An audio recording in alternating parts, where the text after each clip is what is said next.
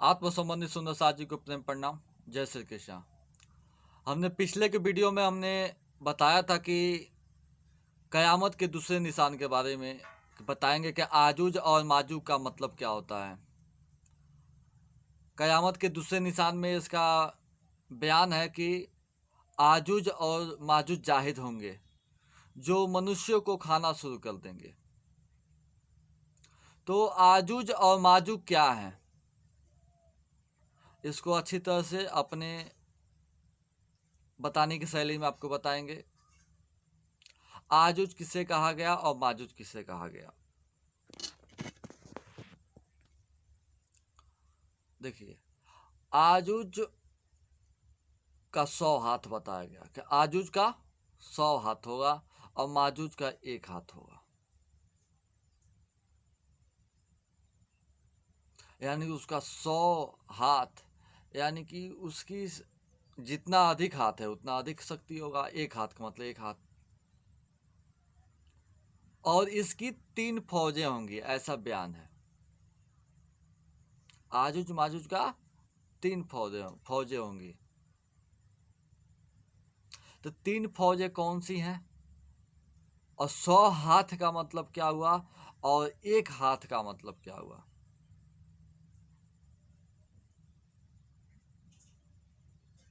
कैसे मनुष्य को खाएंगे ये, जो आज आप लोग के सामने हमेशा होता रहता है।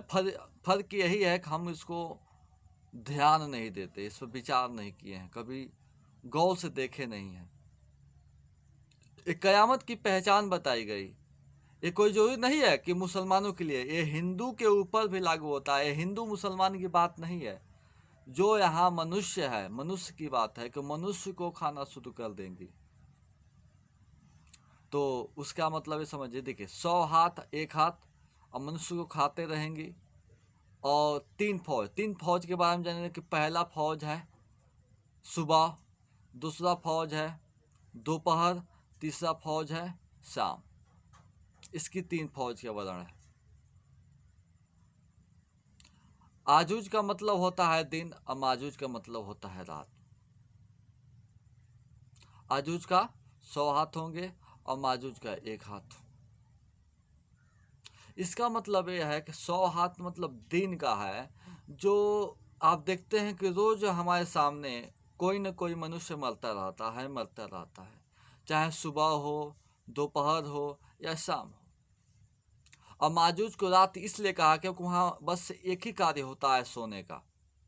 वो भी हमारे सामने समय तो जाता ही रहता है। ये है आजूज और माजूज, जो हम पिछले वीडियो में बताए थे कि आजूज माजूज का वास्तविक क्या है।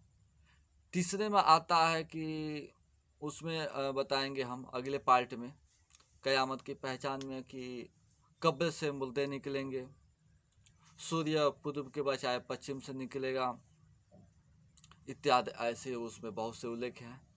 इसको अपने हिसाब से अच्छी तरह से समझाकर उसको आपको बताएंगे। फिर भी एक जो कब्र से मुर्दे निकलेंगे उसका हम इसमें व्याख्या कर दें।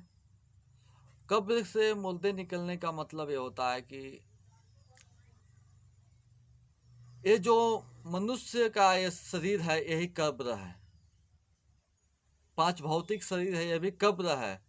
और इसमें से जब अखो इमाम मेहदी की जो अपार ज्ञान, जो 90,000 हरफें लिखी गई हैं, कही गई हैं, वो जो कयामत की है उसको समझ कर शरीयत के राह पर चलकर, या यह भी कह सकते हैं खुदा की कही हुई बात को आप जान जाए, ये रूह है, ये आत्मा तो इस कब्र से निकल जाएगी। कब्र से मतलब ये नहीं मर जाएगी, जागृत हो जाएंगी, वास्तविकता पहचान लेंगी कि मैं कौन हूँ, कहाँ से आया हूँ, मेरा खसम कौन है।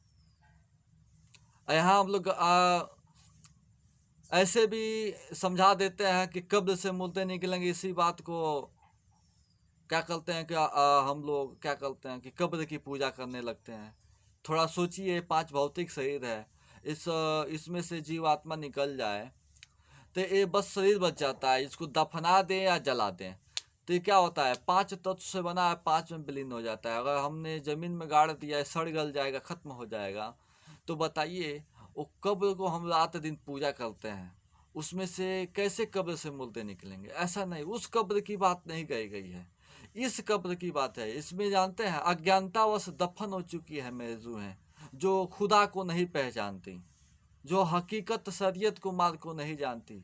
जात के मुसलमान हैं लेकिन मुसलमान का अर्थ नहीं जानते, मोमिन है मोमिन का मतलब नहीं जानते, ब्रह्म सृष्टियाँ का मतलब नहीं जानते। मैं कौन हूँ ये ही नहीं पता है कि हम शरीर हैं कि मन है कि आत्मा है। एक कैसे मालूम? बस जब आपके पास ब्रह्म ज्ञान होगा, जब खुदा की ज्ञान होगा, तब इस कब्र से आपके रूहें यानी कि कब्र से मुर्दे निकलेंगे, ऐसी व्याख्या है। जय श्री कृष्ण। आपको इसकी अगले पार्ट के वीडियो में बताएंगे इसकी पूरी कि अगली तीसरी पहचान में क्या क्या है। जानवर के बताइए दिए कि जानवर कौन सा पैदा होगा, उसके बताएंगे कन्ना दज्जाल कौन है। उसके लिए 2 वीडियो का हम आपके सामने रखेंगे। प्रणाम जी।